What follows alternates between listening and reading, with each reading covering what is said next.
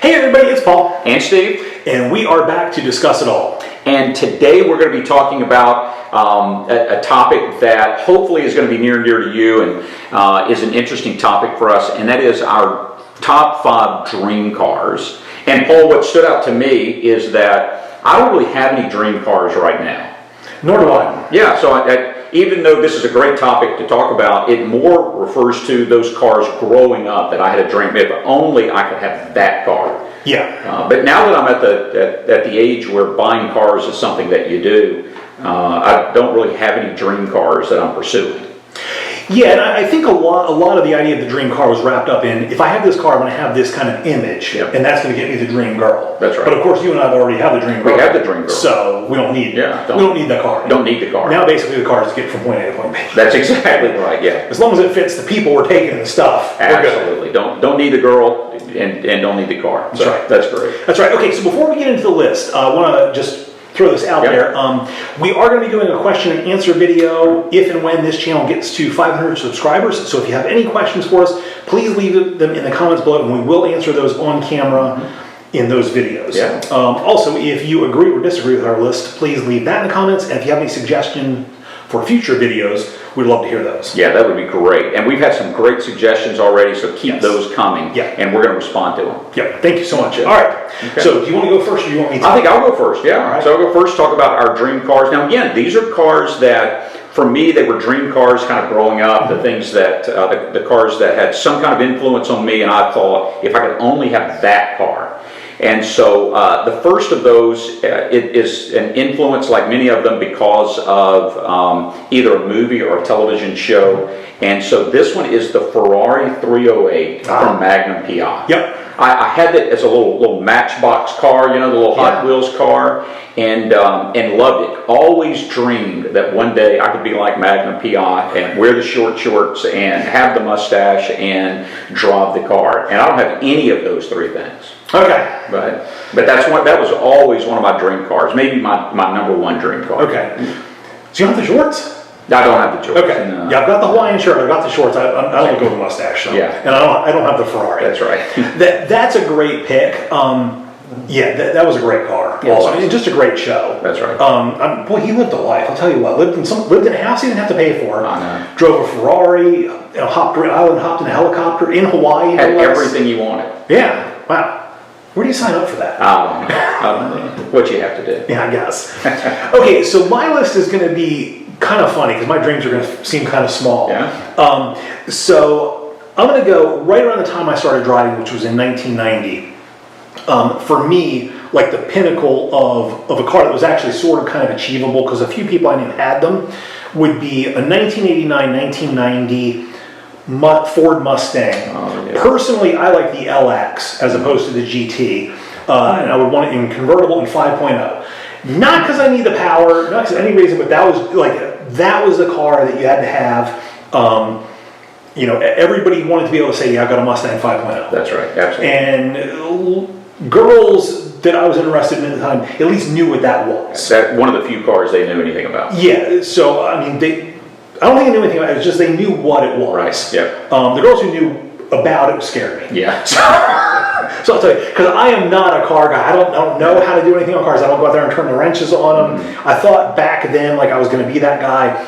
I tried a couple things and realized that was not my skill. Didn't happen, no. And so that kind of cured me of my love for dream cars, because I realized if I can't work on these things, I'm going to pay somebody else to do it. That's so my dreams got a lot more affordable. Absolutely. No, that's right. Yeah, I can't even change the radio in my car a lot of time, much less change the oil or anything else. I can change the station on the radio. But that sounds good. Well, that's a great car. Yeah. And it was a beautiful car. Especially the convertible version of that was just absolutely gorgeous. Yeah, it was. Did you have a color in mind that you really wanted? Probably red. I'm probably going to go with the red, but white would be a second favorite. Yeah, okay. The white ones I thought looked really sharp. Yeah, good. Okay. I've had black cars, and those are tough to keep clean. They are. Yeah, you don't want that dark car, do you? Yeah, no. Okay. So all right, so the 1989 or 1990 Mustang convertible 5.0. Okay, good. All right, so my second pick from a movie. Yep. One of the best movies, my favorite movies, still lines that I quote from that movie, has great music in it, great soundtrack, great actors and actresses, and was probably entirely inappropriate for the age group that I was at when I was watching that, Smokey and the Bandit. Yep. And that's the 1977 Pontiac Firebird Trans Am with the T-tops. Yeah, it's funny. So that's on my list, and for me, that's the same reason as you said. Number one, the movie, but I had a Matchbox car beforehand, and it was just the coolest thing. Yeah, it is the greatest car, without a doubt, the greatest car Pontiac ever made. But one of the best cars ever made, just in terms of styling and power, and just a fabulous car. The Trans Am was amazing. They changed the body styles, just drive them off a cliff, but that body style in the late 70s and early 80s was just incredible. Oh yeah, yeah. So that was my dream car. Okay. Yeah. Yeah, and see, that was another one that was attainable, because my people who lived 4 houses down from me, they had one. They had one. Yeah, they had one. They had a blue one, metallic blue one, which didn't look all that great. Not the black and gold. But Not the black, that was blue, like ocean blue or some kind of blue, bright blue color, with the Firebird on the front. Oh wow, how nice! One of my best friends in high school had a Camaro, which was kind of the kissing cousin. Which was it was really nice. It was always cool to ride around with, but it wasn't the T-Bird. Yeah. I mean excuse me, the Trans Am. Wasn't the Trans Am with the eagle on the front. Yeah. So, All right. So the next one that I'm going to go with is going to be the 1986 Monte Carlo Super Sport. Oh yeah, the SS. So yeah, I mean, just it's a huge car. Yeah. It's a huge car. It had really cool looking styling. For that time, I thought. I was actually the first time I ever saw that car. I was on a field trip at Baltimore Inner Harbor, and in the parking lot for the National Aquarium. That's what we were down there for. Somebody had that car in black with red pinstriping. Ooh, and it was sitting all by itself. It just looked so cool to me. I actually took a picture of it. This was back like when you took a picture with a film camera and like sent it away, and 2 weeks later you got it back. And like I had that picture a lot longer than I had any other pictures. That's like right. Sharks or people in my class. Who else? Just kept one of the cars. It was just a cool looking car. I think it was like one of the last of the V8s. Oh yeah. That America produced. That's right. Just a big, powerful car. Never owned one. Never even rode in one. I just thought it was a cool looking car. And then they changed the body style, and it was just like after that. Like, it was over with that. No, that was a powerhouse of a car, and that was those years, 83 to 85. Those were some fabulous cars. Great. That's a great pick. Yeah. Great pick. All right, so my next car, and this is, in a sense, even though the Ferrari was the car I always dreamed about, had the little Matchbox stuff and that sort of thing, the car that I had a poster of on my wall was a white convertible Porsche 911. I had that same poster. Did you really? I had the same poster. I know exactly what poster you're talking about. And so it was something I just, desired that car so very much. And I think I felt like it was in a bit of a different league than the Ferrari. The Ferrari was a dream car that would never have been attainable. The Porsche, even though it's now turned out would never be attainable, it could have, at the time, it didn't seem so out of reach. It's funny, you're absolutely right, because a friend of my brother's, his dad had a Porsche 944. Yeah. He had the 944, but yeah, so Porsche all of a sudden seemed attainable because That's right. Because a friend of ours he had one. Yeah. But yeah, the 911 convertible white, and I had the same. I know Same poster. I know the poster. I wish I had that poster right now. Yeah. I don't know what happened. I don't know what I would do. My wife wouldn't let me hang it up in the house, but maybe if I could get an inch or Ginger, can I put this in the basement or something? Maybe there. Maybe. Yeah, she's not a car person. Yeah, so great car, and I agree with you. That the Porsche at least did seem attainable.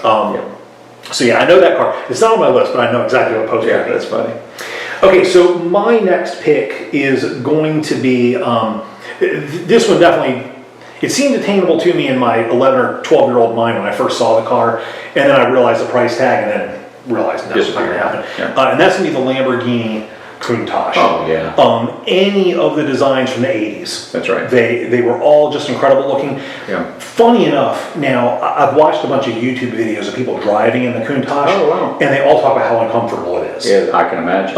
It has this like wedge-shaped steering wheel, or I'm sorry, not steering wheel, wedge-shaped windshield, which is just makes the dashboard uncomfortable. There's just everything about it that are like, this is just uncomfortable. Now, the new Lamborghinis, they say, are really good. A little different story. But the Countach, to me, it's just such an iconic 80s car. yeah. Even now, the lines of that car look so good. That's right. I love the doors that went whoosh, That's exactly right. Like went up. Any color was awesome looking. Yeah. I mean, they actually used that car to market stereos because Alpine had all It's the. so good. Oh, yeah. Well, I had a friend that had a poster of that. It was an Alpine stereo poster. Yeah. But it was the Lamborghini. Lamborghini. And I mean, it appeared on Miami Vice. Like it was just Absolutely. any of the 80s shows dealing with like drug smuggling, there was always a Countach song. Always going to have one. Yeah, with Cannonball Run. Yeah, so- that's right. That's right. So that would be uncomfortable to go across the country in. Oh, yeah, it would be.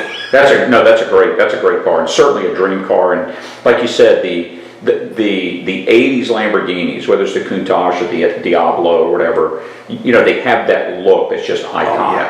Yeah. So great pick. Yeah. All right. As uncomfortable as it would be, I mean, I would not turn one down if somebody were to like show up. If you wanted to deliver one, we'll take it. Yeah, But- Stephen Paul will drive it all. Absolutely. We'll learn to be comfortable. That's there. right. I think I could figure out how to be comfortable. Yeah, that's it. All right. I could wear all white, it'd be Miami Vice all over Oh, again. yeah. So the white suit. Okay, so you'd be Crockett, I'd be Tubbs. I think we could go with We that. could do with it.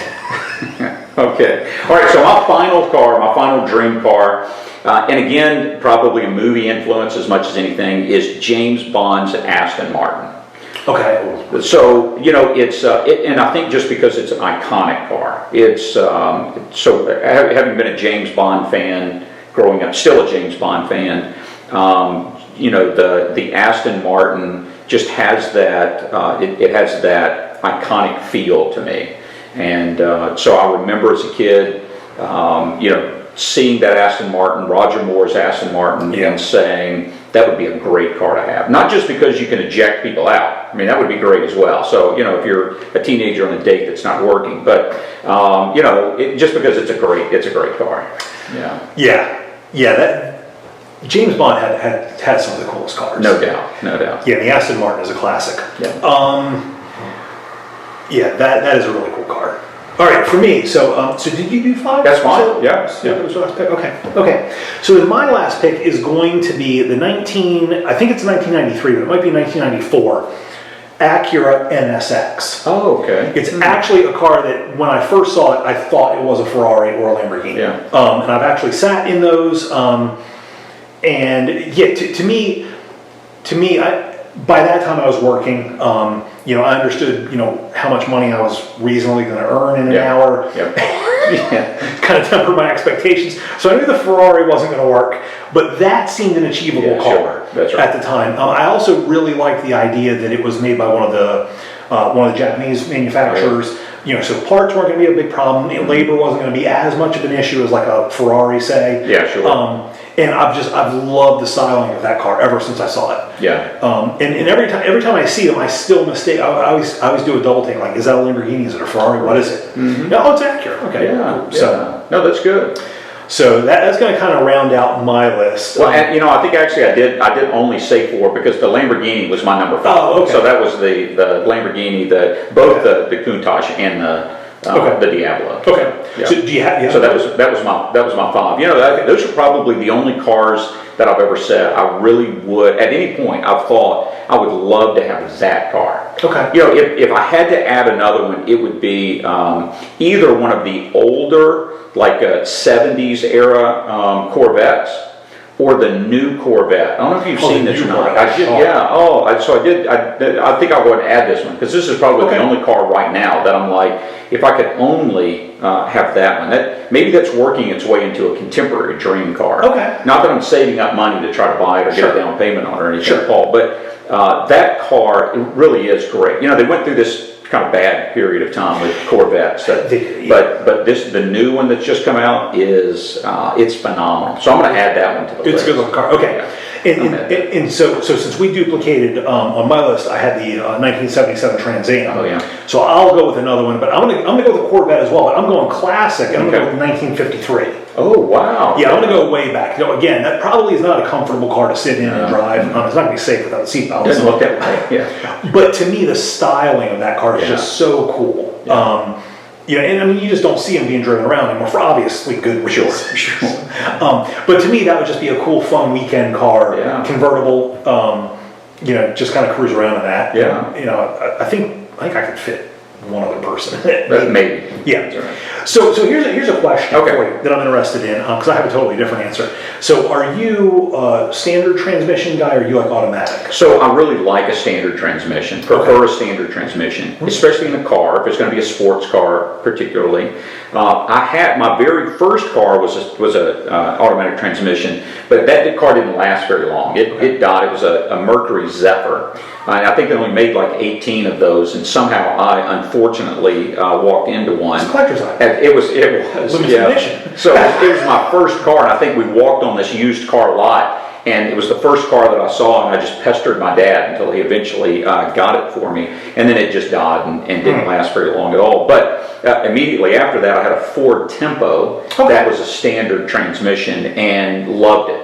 You know, just I mean, there were times when you hate it when you're in traffic and that sort of thing, but it's that feeling, you feel like you're in a race car when you're going around a curve and you're downshifting, and anyway, so I really would prefer, especially if I were going to have, you know, a sports car, to have a manual transmission. Okay, and it's funny because to me, I'm the exact opposite. Yeah. I had a similar driving experience as you. First car was an automatic, second car was a standard. I had that forever, and I'm comfortable with the standard transmission, but I want the convenience of an automatic. I want the styling of the sports cars, Right. but I don't want the standard transmission. I just want to put it in drive and just go. And yeah, You know, and I'm not looking to do 0 to 60 and, you know, and however fast is fast. I don't even know what fast is. And I'm not looking to go 100 miles an hour. Right. So, you know, an automatic's fine for me. Yeah, how about that? So, yeah, I'm just that way. Well, you know, the older you get, the more it's nice to have someone else do the work. It is. So, yeah, so really what I want is a chauffeur. I want the dream car and a chauffeur. And somebody else to But drive it. I'm not going to be able to fit myself, Shannon, and a chauffeur in a Countach. That's not going to happen. You got to learn how to drive it. Yeah, so. Okay, good. All right. Good. All right, so those were our dream cars. We need some better dreams. Somewhat drained, yeah. We gotta, you know, improve our dream game here. Maybe. But those were our dream cars. So how about you guys? What was your dream car? There's a lot of room on that list because there's so many cool cars that have been made. Yeah, and what I'm interested in knowing, how many of you have your dream car or have had it at some point? So put down in the comments if you've ever actually had your dream car and kind of the story behind that. You know, what led you to love that car and then to get it. That would be interesting to see. Has anybody ever had their dream car? That would be a good idea. Yeah. I'd be interested, because as I've gotten older, one thing that I've struggled with is how much money cars cost and how little value they retain. That's exactly right. Yeah, there was a time when I, you know, having not known that, you would think, oh, this would be a great investment, but no.